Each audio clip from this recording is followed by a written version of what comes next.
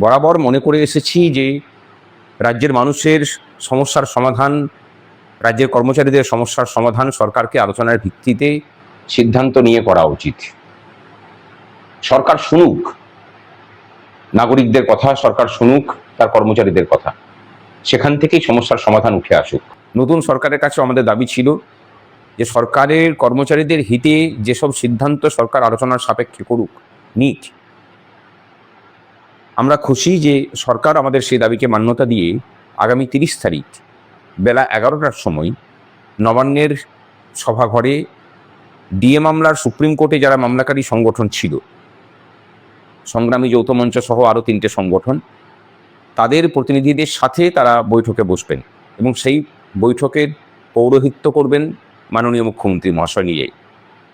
আমরা আশা করি যে সেই বৈঠকের হাত ধরেই কর্মচারীদের সাথে সরকারের যে মেলবন্ধন, যে একটা হারমোনাইজ সিস্টেম তৈরি হওয়া, সেটা তৈরি হবে এবং শুধু কর্মচারীদের সমস্যার সমাধান নয়, রাজ্যের মানুষের যে সমস্যা, সেই সমস্যার সমাধানের ক্ষেত্রেও কর্মচারীরা গুরুত্বপূর্ণ ইনপুট দিতে পারবেন।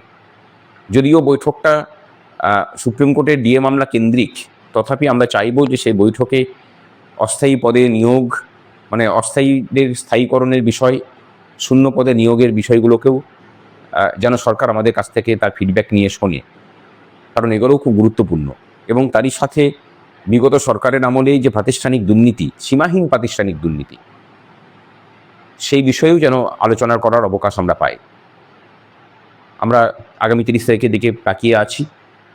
কর্মচারীদের কাছে এবং কর্মচারী আন্দোলনের ইতিহাসেও এটা একটা নতুন মাইল ফলকই বলা যায়। দেখা যাক 30 তারিখে কী রেজাল্ট পেয়ে আসে।